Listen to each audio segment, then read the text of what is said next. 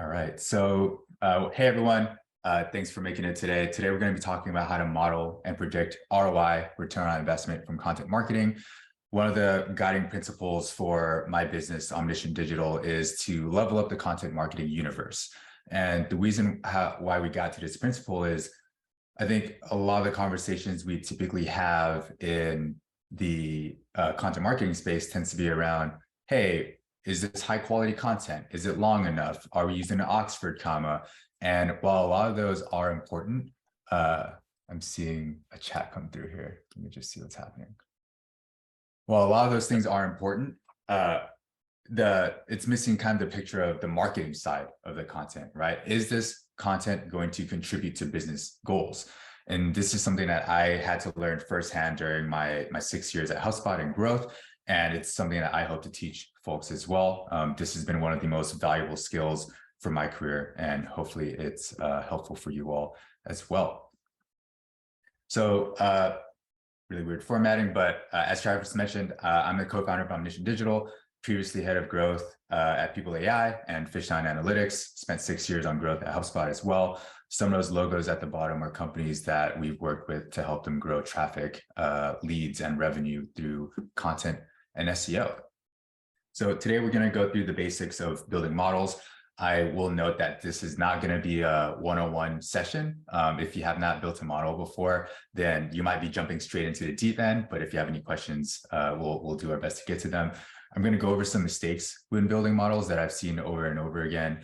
We'll also have a couple of things that you should have established before you even touch a spreadsheet. And then we'll do a walkthrough of the model. I'd like to do a live demo. So maybe for some folks here, if you are open to being in the spotlight a little bit and just having your content strategy or business in the limelight, drop your URL into the chat and we can potentially use you as an example for the live demo. All right, so I want to start with a story here. It started off with this concept of, I just had an idea. During my time at HubSpot, we were part of a spinoff within a company called Sidekick. It turned into HubSpot Sales. We got merged into the main marketing team, and candidly, they had no idea what to do with our team. They were like, we don't know what you were doing. We have our team here, and now you're just a bunch of like 5 folks. We have to figure out how to fit into our team. I didn't really have a role defined anymore. And after maybe a week or two of that, I just said to my VP, Kieran, I was like, hey, Kieran, I'm going to pitch you what I think I should work on. And like, I know you don't have a clear path for me right now, but I don't like just sitting idly. So let me just pitch you, give me 2 weeks to do some research and I'll get back to you. And then I came back with my research and I forgot what the exact ideas were. I think it was something like, I think we need to work with product on integrations more. I think we need to build some more courses separate from HubSpot Academy. I think we need to do a content strategy that supplements what the blog team is doing, but fills a gap, which is what we're going to get to here.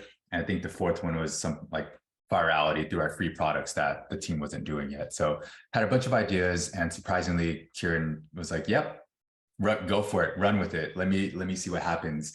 And I was like, "Oh, great! Like good news because I've already started." The thing that happened after that was he said, "Hey, wait a minute! Before you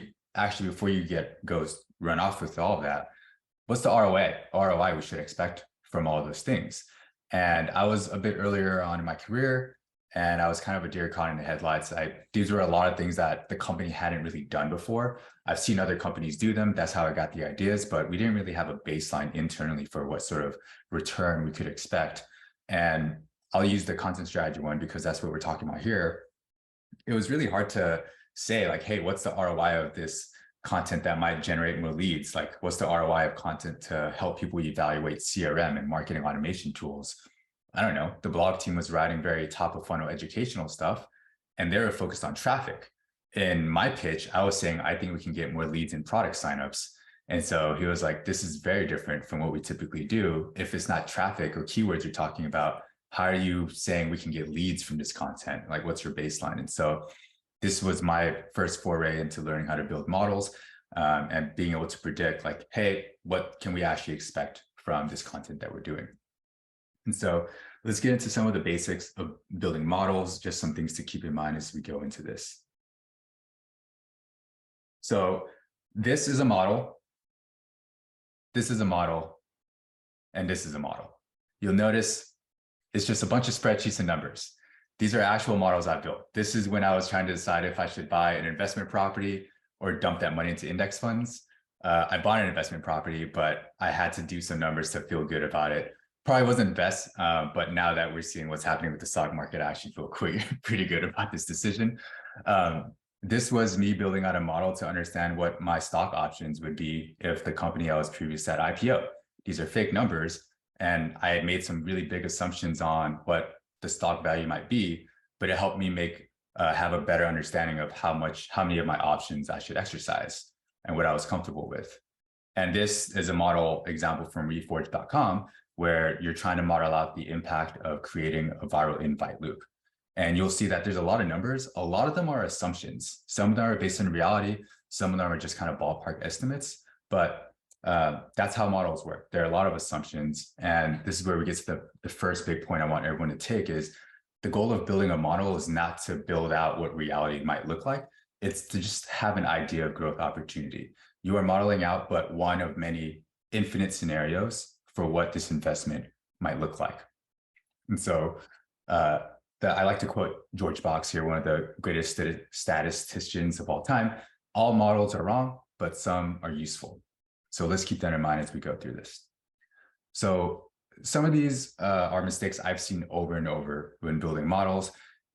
The first one is being very generous with estimations. I've been part of conversations where I'm like, hey, currently our baseline conversion rate is about 2%. And with that conversion rate, someone in leadership might say, oh, that looks a little low. Can we make that 2.5 or 3? And I'm like, that's not a reality though. You're playing with numbers in a spreadsheet and you're creating some future that you want to pitch, but you're going to set yourself up for failure. So don't be I always lean on the conservative side of my estimations. And some people might say that's sandbagging. I say I'm building in buffer for things to go wrong, because things always go wrong. Folks also end up spending too much time building models as well. They're trying to think about all the edge cases, all the other assumptions they can layer in, and it results in spending too much time and building a very complex model to the point where if you're trying to explain your assumptions to someone, they're going to get very confused and very caught up in a lot of the details. So my MO is keep it simple, don't get fancy. If you build a simple model and you start running with it and setting goals against that, and later you decide you might need some more complexity, then great. But starting with complexity, I've found is always a way to plan for things to go wrong. And so this sort of sums it up really is, don't spend too much time scrutinizing specific numbers to try to build a perfect model. There's never a perfect model. What I like to do is give myself a week to gather inputs and information, chat with a bunch of people. In this case, if it's about content, like, hey, what are you seeing overall website conversion rate looks like? What are you seeing your blog conversion rate looks like? Are we actually working on improving the conversion rate? And what's our traffic average growth been to date? Just to get some of those numbers. And then I'll give myself maybe another week to build it and say, hey, we don't need to spend more time on this. It looks like there's going to be a good amount of opportunity here. Let's move forward with it. Am I missing? Are there any questions I'm missing here before I go further? No, we're good.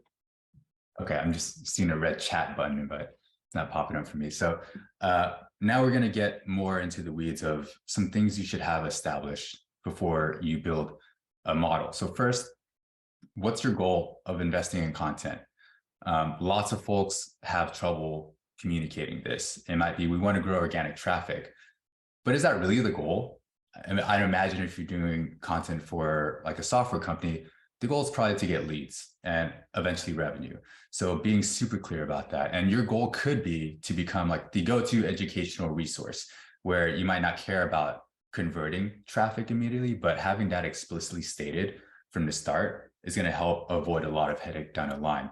I've heard people say, yep, we want to be the educational resource for our industry, but a couple months later, they're getting asked about leads generated from their content. And sometimes those goals can be conflicting. And if you can actually say, nope, our goal was not to generate leads, is to focus on top funnel traffic and building a moat, that's a very valid goal, and it changes the way you build a model. The second point is you should at least have a general idea of what your content strategy may look like. You don't want to go start building a model without actually knowing what your strategy is going to be. The model comes later when you've decided, okay, we have an idea of what our strategy is. Let's see how this plays out once we start adding numbers to it. And with that, have some high-level topics of what the company strives to be associated with. That might be like high-level, broad phrases that your company wants to be known for that's related to the product. It might be philosophies you want to be known for. If you want to use HubSpot as an example, they want us to be known for inbound marketing. And then more product related, they want it to be known for CRM. Like these are really the high-level topics that you should have an idea of that allows you to do some broad keyword research into those topics. And you don't need to do very comprehensive research to start using the model, but it helps to have some of those keywords and search volumes in place so that you have some numbers to work with. And you'll see that some of the examples I use are going to be placeholders. I'm going to caveat right now, like I do not recommend going after these keywords, but they're just going to give us something to play with. The next thing that you will want is some general conversion rate ballpark. So what's your website visitor to lead conversion rate, and what's your lead to customer conversion rate? If you don't have exact numbers, you can use something conservative until you like get a hold of the right person to get closer numbers to reality. But in the meantime, those are the minimum two numbers you should have. And then the ballpark average contract value or customer lifetime value. I prefer average contract value. It's just, you know that if they sign a contract, this is what they're paying you. Whereas customer lifetime value assumes that they're going to renew and all these things over many years. And I just feel much better making assumptions about the short term rather than the long term. Some folks have a different approach. We will be using average contract value in our model today. All right. So I'm going to switch my tabs here. I'm going to do a quick check on the chat. Sweet. All right. It was just Travis and Bernard bullshitting. Just kidding. All right. So let's get into this tab here. So you'll see here that there are really 4 tabs. I added this 5th one, for example, keywords that we'll be pulling. But once you get this sheet, you're going to see this tab, and it's just going to tell you only edit the yellow cells. You can edit everything else. It might break the sheet. And just don't request this because I'm not going to pay attention to those requests. So first, we have this sheet. It's very straightforward. It's going to be just whatever keywords and search volume you have for those keywords, paste them in here, and it's going to populate the rest of the model here. I do see a question from Josh. What if your ACV varies wildly by product line? Ours can be anywhere from 3K per month to 550K per month. That is great. What I would recommend you do is you might want to have a couple different scenarios where you might have a content strategy that maps to one product line, another one that maps to another line. If you try to combine those, which I've done for 2 different business models before, it gets very complex. So I'd recommend avoiding doing that, but you might just have to have a couple of different scenarios mapped out in your models. All right, so I'm going to walk through this before we populate this sheet. Actually, no, let me just put these in. So I have some example keywords from a website here. Let's just assume that these are good keywords we want to go after and that there's some business value to them. You'll see that a lot of these, what website did I pull these from? I think I pulled these from HubSpot actually. So again, I'm not going to say that any of these are good business keywords to go after. They're just going to give us some data to work with. But once you put your keywords into this sheet, they get pulled here. So this is the traffic assumptions sheet where we have assumptions for click-through rate based on your ranking on Google. So I'm sure these numbers may vary week to week or even month to month, but if you're ranking in position 1, what this model says is you're probably going to capture about 43% of the search volume for that keyword. If you're ranking in position 2, you're going to get 14% of the clicks. Position 3, you get 8%, and position 4, you get 6%. And so here, let's say you rank for the keyword business strategy in position 1. The search volume is 5,000 per month. You might get 43% of that, which is going to be about 2,000 organic visits per month from that keyword. If you're in position 2, you might get 700, position 3, 400, position 4, 300. So it does that for every single keyword here. And again, these are assumptions. They may not be reality, but at least gives us a ballpark to work with. When we look at this little table here, what we're seeing is, let's assume you rank position 1 for all these keywords. This is the total amount of monthly search traffic you will get from these keywords, which is a lot. And assuming you can rank in position for one for all these keywords is also a very aggressive assumption. And we'll get to that later. But we do the same here for position 2, 3, and 4. So that is this sheet. This is just to set the baseline of how much traffic can you expect. All this now gets populated into this growth model. So I'm going to zoom out a little bit because there's a lot happening here. So up here, we're setting some variables where we're saying, hey, currently we get about 10,000 organic visitors per month to the website. Let's just use that. And let's say that the visitor to lead conversion rate is about 1%. And this adds a little layer of complexity, but let's say that each month we improve the conversion rate by 20 basis points, which is 0.2%. That's a pretty good optimization if I had to say. So what I'm going to do is I'm going to put that to 0. Let's assume you're not improving your conversion rate. You'll see that the leads change immediately, but let me walk through how the rest of this sheet works. So here in position 1, what we do here is we assume linear traffic growth. Why? Because it's easy. When you start investing in content and SEO, like, of course, the goal is exponential traffic growth. Can't really predict that. And so I'm going to save us all the time and say, let's aim for linear growth because that's going to be easy to map out. And so what we do here is, let's say this is over 14 months. Let's say within 14 months, we're going to add, what is it? We're going to add 107,000 organic traffic visits per month. So we're saying if we're at 10,000, what does linear growth look like to get to that? That is it. There's no fancy calculations here. We just take that number divided by 14 and add them up across the months. So then that's how we get this blue line here of traffic growth for position 1 rankings. We do this for position 2 rankings, position 3, and position 4. So now what you can end up seeing is, okay, well, going from 10,000 to 117,000 organic visits per month sounds way too aggressive. Like maybe that's not in the realm of possibility, but maybe aiming for position 2 or even 3 is more realistic. So now if you're communicating to leadership, they might be saying, let's 10x organic traffic. If you look at this line and you look at historical growth, I'm willing to bet that historical growth is like flat. So now if you can push back on leadership and say, what leads you to believe that we can 10x this at our current investment, which we'll get into in the next tab. But the next layer that we'll add here is we have this 1% conversion rate pulling from this cell C10.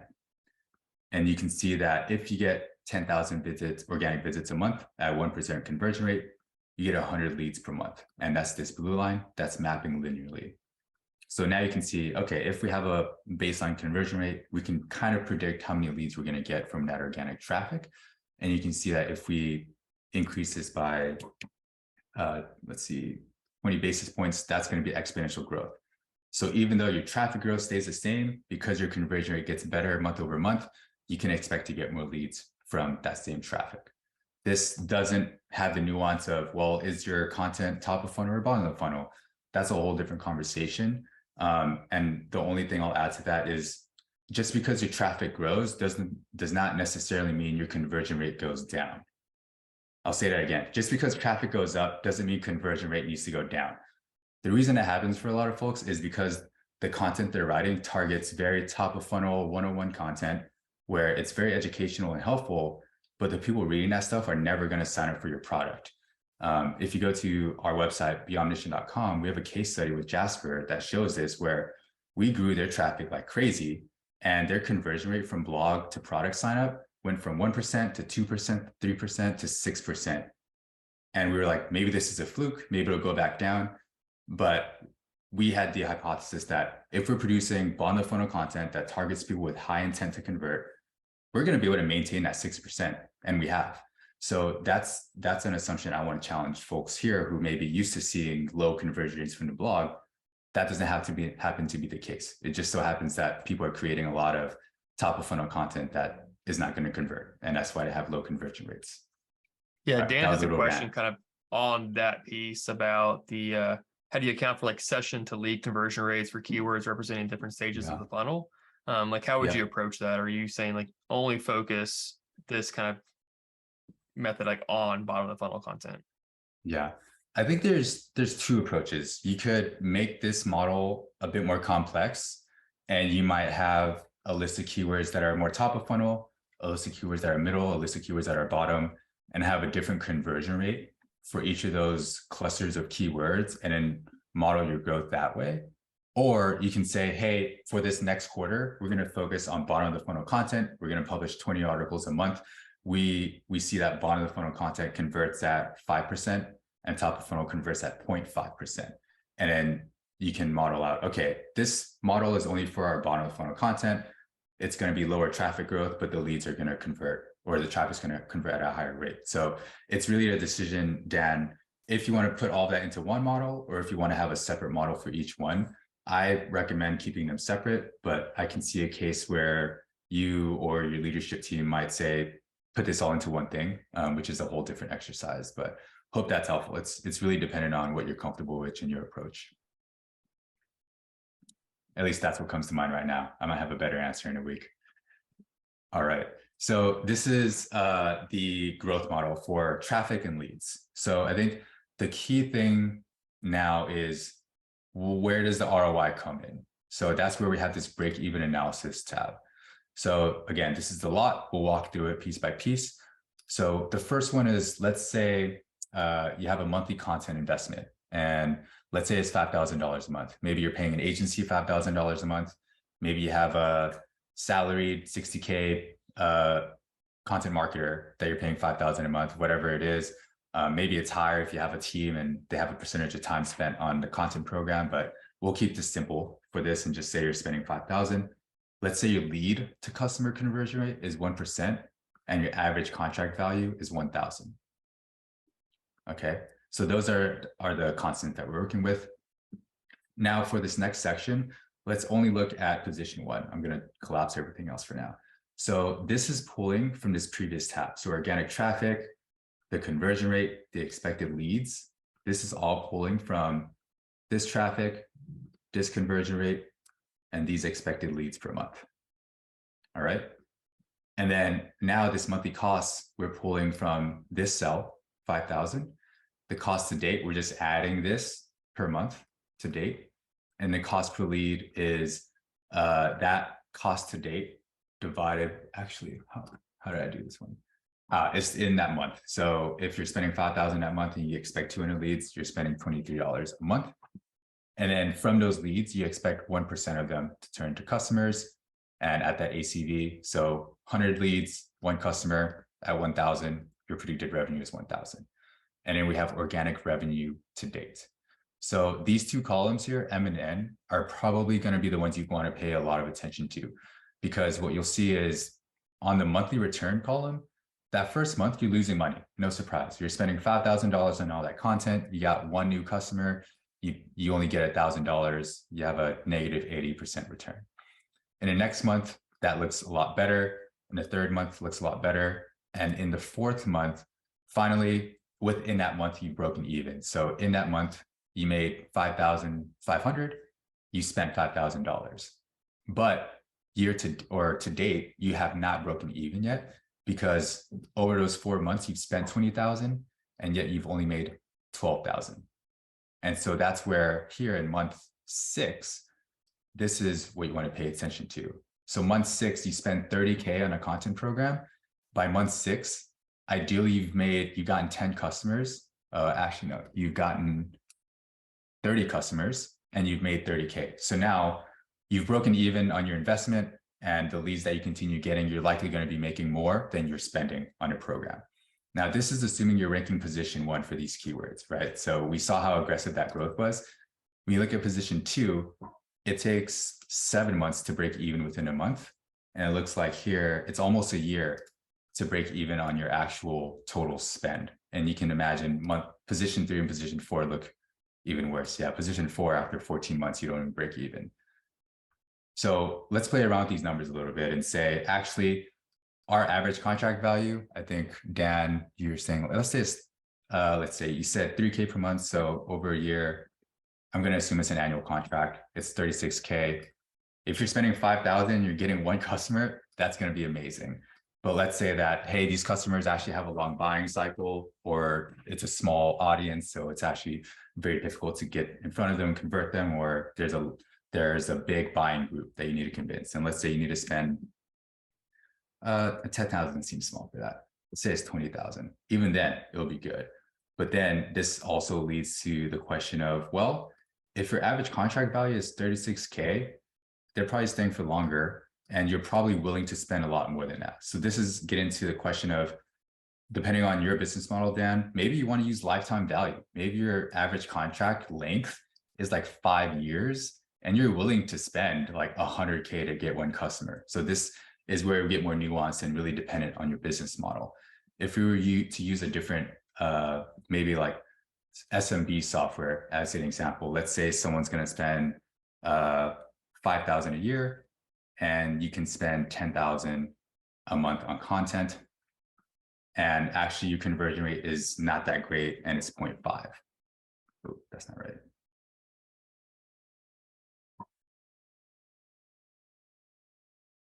Then you can see how that changes numbers a little bit. So hopefully this is starting to paint a picture of understanding what the ROI is on your content program. It's really dependent on a lot of these values, and you can get much more complex with this. I know some clients are saying, hey, we want to invest upfront. So we have a client that's saying, we want to go hard on content for 6 months. We're willing to invest 20K over 6 months, knowing that we're not going to get that payback period until later.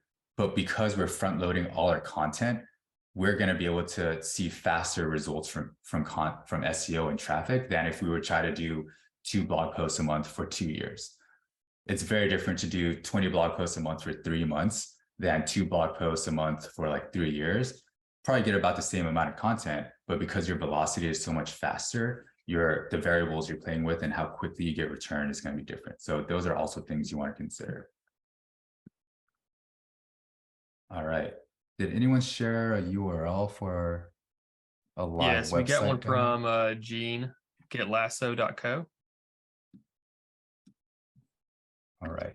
Thanks for volunteering, Gene. Affiliate marketing tools for bloggers. All right. So don't take anything I do here as a directive of what you should do. And I do not take any responsibility, unless if you make money, then I will take all responsibility. Okay. So I could do some raw keyword research, but I think I'm going to do a shortcut and just say your competitor is PartnerStack. Oh.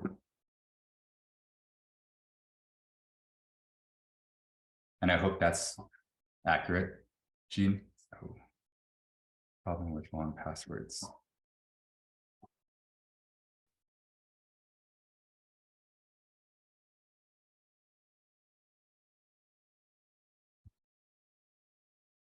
Okay, so what I'm going to do is I'm going to cheat and just say, actually, I know PartnerStack's content is not great. I know this because I audited them recently. So Gene, if you are still here, what's a competitor that you frequently look at? Or if y'all know any other affiliate software?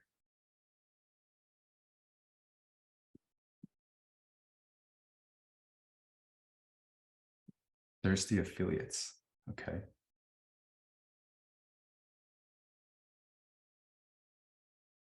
How's their content look?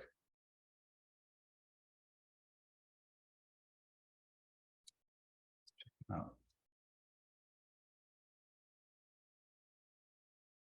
Okay, they have some keywords. And what I'm taking the approach of right now here is, let's just assume you steal their keywords, like, to make it simple. So, okay, this gives us some stuff to work with. So you're all going to get to see me do this stuff live, so no pressure. So here I'm just going to import those keywords. So essentially, Gene, what I'm going to be doing here is, let's assume they're going after the right keywords, and you're thinking, should we try to steal their keywords or not?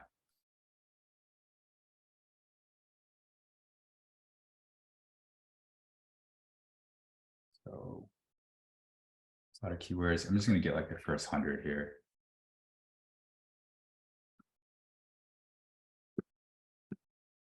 And I'm going to delete those first 2 ones because those don't look helpful. Okay, so we got those keywords and we're trying to decide, do we just want to steal Thirsty Affiliates keywords and if that's going to be reasonable for us.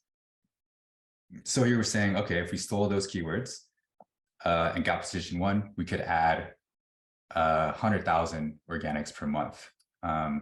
What I'd recommend, Gene, is if this is a competitor you're looking at, see if any of these make sense for you. I can already see some, like you probably don't want to rank for clickbank.com. That doesn't make sense. So there's some cleaning up to do, but let's assume that these keywords all make sense. What you can now start playing around with is, let's say you're at 0 organics, which I bet you're not at, but you can start seeing based on these keywords and a search volume, can this make sense? And so here, let's assume that we're not improving conversion rate either. Okay. And your visitor to lead conversion rate is 1%. So you can probably start seeing the numbers play out here, but I'm just going to try to make some assumptions about your business model. So I'm going to assume that your average deal size is probably $84 per month. Let's just say it's 100 per month. Let's say it's 1,000. So most people are paying you 1,000 per year. So let's just put that here and assume it's a 1-year contract. And then let's say you're investing 10,000 a month. I'm not sure if any of this is correct, Gene. So if you're investing $10,000 a month and your average contract value is 1,000, even if you rank in position 1 for these keywords, you're not making much back at all. You don't really break even within a month until like 13 months later. So a couple of things I'm going to try to understand is, well, can you do more with less of a marketing investment? That makes your return on investment happen much quicker. Can you improve your conversion rates to 2%? Can you go after different keywords? Is your average contract value actually higher? Should you be improving that so that you can justify your content investment? Maybe it's actually, what's the other? So this one, I'm going to assume some people are actually on this, so I'll even just increase this to 2,000. So this might lead you to some different questions about your business model. Maybe it's worth increasing some prices and getting that ACV up so that you have a more evergreen organic machine coming in that can get people at a higher contract value. So these are sort of the questions that I would ask. Of course, it comes back to, are these even the right keywords? And can our conversion rates actually be better than 1%? That's something I'm going to continue harping on, because if you're producing the right type of content that people are looking for when they're evaluating affiliate marketing software, you could reasonably get a higher conversion rate. If you can speak to the pains that people have using Thirsty Affiliates or Partner Stack and convince them that your product is the right one, I'm willing to bet you can have a better conversion rate than 1%. All right, glad that was helpful, Gene. I think we have time for one more. One thing I do want to mention before is if you go to this link, this goes straight to booking on my calendar. I mentioned to Travis, like, I'm happy to spend time with y'all and like help you work through these models. I had a lot of help when I was learning how to build these things and like how to question my own assumptions. So if this is helpful, more than happy to spend some time with y'all. Like, I'm not going to sell you on anything. Like, I just want to help, because I think this is really important for us to do in this space. And in the future, if you want to work with me, I'm up for that too, but I won't be doing like a hard pitch or anything on this. I'm just here to help. Awesome. Yeah, thanks, David. And as we kind of wait for others to drop in their links, how do you apply this model to your work at Omniscient? Yeah, so Kathleen, Davey. So I am not actually going to do 360 Learning because they're a client of ours, but I will do a competitor if you have one in mind. I'm curious why Kathleen's asking. Kathleen, do you work at 360?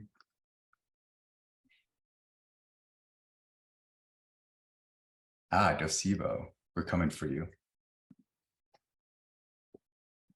All right, let's take a look at that. Kathleen, do you use Ahrefs? because you can just pull all this data yourself anyway, but let me just take a look at y'all. All right, so there's no pricing, so I can't really make an assumption on what your ACV is. Let's see, let me just do this then. Since you use Ahrefs and you can just pull this sort of reporting anyway. Oh, Learn Upon. Never heard of them. Learn Upon. Google has so many products I don't know about. I just realized I have like an Airtable competitor, which is fascinating. All right, so let's do Learn Upon here. Oh, they rank for some interesting keywords. What are these? I'm going to cut these down to something a lot more reasonable.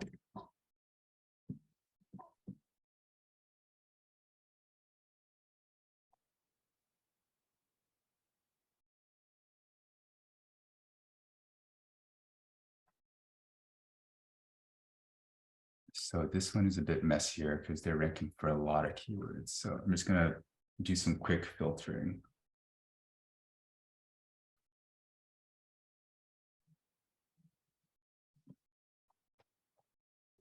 All right, Kathleen, I saw you gave another example, but I'm deep in this one and I got to hop in like 10 minutes. So we're gonna run with this one. So here we're going to do an example for Learn Upon.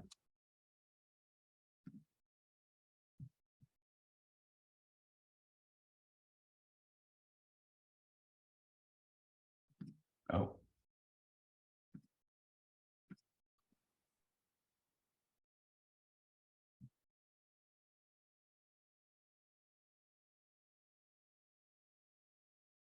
It's weird. It's not loading.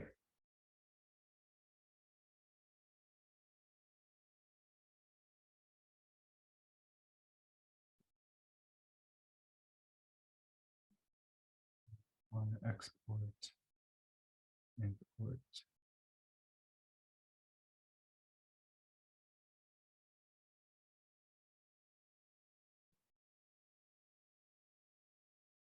Okay, there we go. All right, so these are keywords that Learn Upon is ranking for. I will always add this caveat: do not assume that keywords competitors go for are keywords you should go after. You will find out lots of competitors also don't know what they're doing. So let's add these in. And Kathleen, I saw that Docebo is an enterprise software. So I'm going to assume that your average contract value is huge. And that also means you have a big budget for content. Let me know if that's incorrect. So I don't know what enterprise LMS is charged. Let's say it's 50K. And then let's say you want to invest 50K into content. And because it's enterprise, maybe your lead to customer conversion rates are lower. So if it was 0.3%, and in the growth model, let's say that you're currently getting about 10K visits per month, because I think Docebo, y'all are pretty established, right? So let's see what this looks like in the break-even analysis.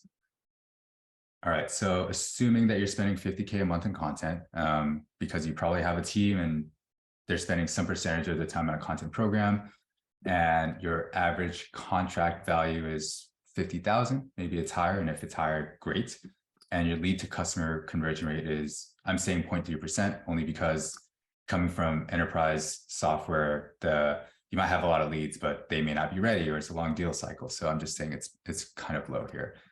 So if these are reasonable assumptions, you may not be getting a break-even month until month 6, and you may not be breaking even until, what is this, month 10.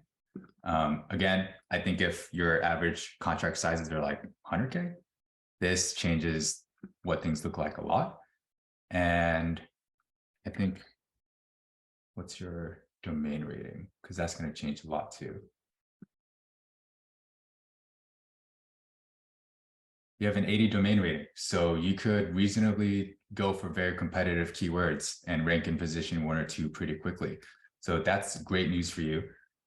So I think it's reasonable to say, hey, we can aim for position 1 or 2 for a lot of these keywords. You're established, you have a high domain rating.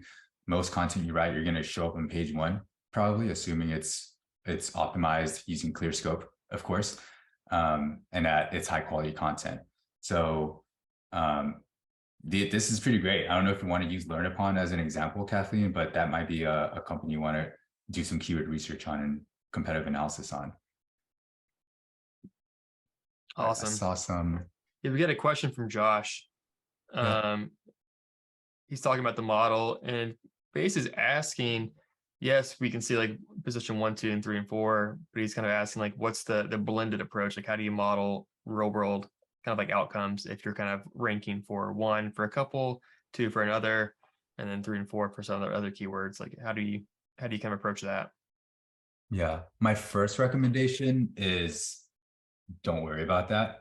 I'm willing to bet that you're not creating a content program or SEO program and saying you want to rank in position 10. But if that is a scenario you want to think about, then I'd recommend in this tab, change these estimated click-through rates to what you might see for, I don't know how updated this is, but what the click-through rate might be in position 9 or 10.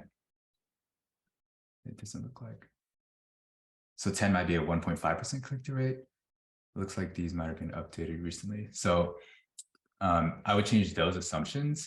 If you're talking about blended, like averages, that's where it gets complicated. If you're saying if these keywords rank in position 2, these rank in position 3, these in 4, that adds layers of complexity. What I would recommend and what I would do for myself is just choose one that's like the average. So let's say on average, yeah, we're going to rank on position 2 for some keywords, or 3. Some keywords might be position 20. Some are position 11. Let's say on average, we're in position 6 or 7.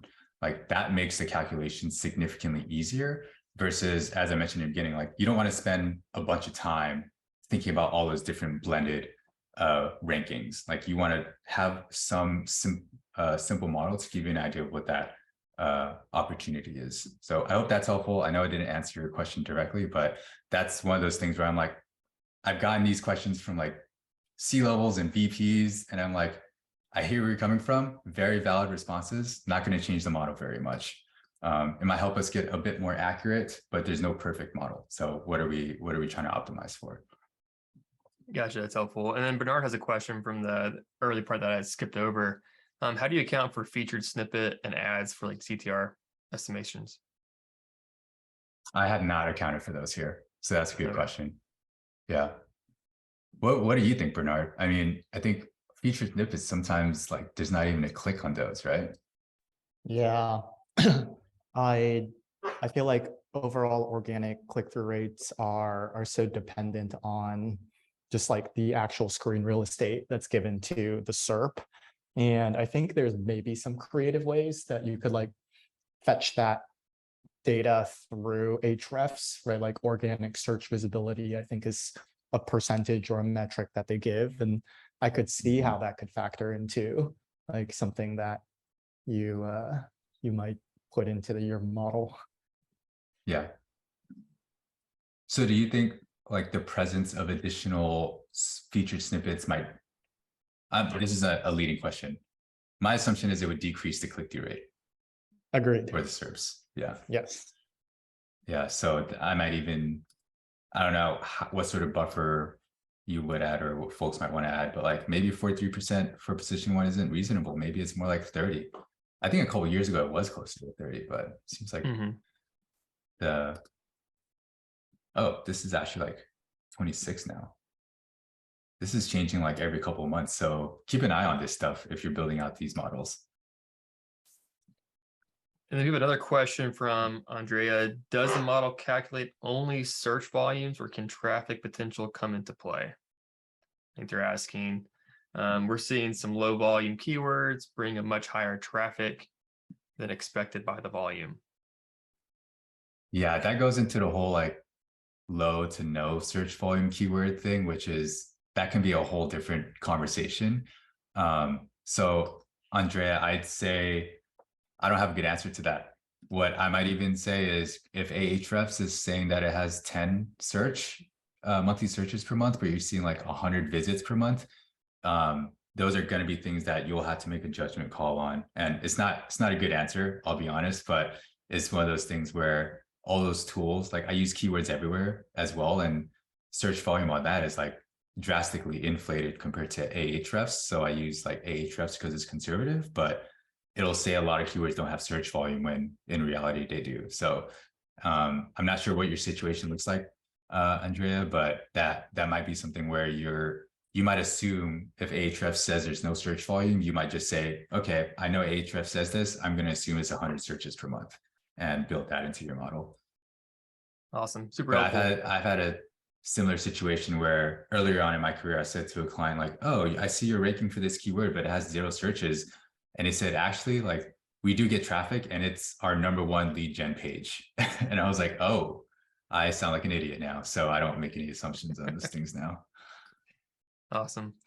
Well, I have to run in a couple minutes. Definitely thank you for your time. And we'll drop in the model in chat if you want to make a copy of that. And we'll send out the recording plus the model, plus the slides tomorrow.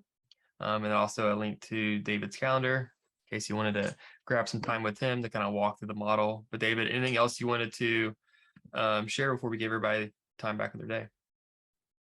No, I think I really appreciate the questions. They get very nuanced. And the only reminder I would have is don't spend too much time playing around with numbers and spreadsheets. Like build out your content program, track how it's performing, and use like historicals to help understand what results you might get. I have spent a lot of time building these models, and you might after a couple hours step back and be like, what was I doing again? And just realize that you spent way too much time in a spreadsheet. So business growth happens outside of the spreadsheet. Just focus on executing and use this to help drive where you're going.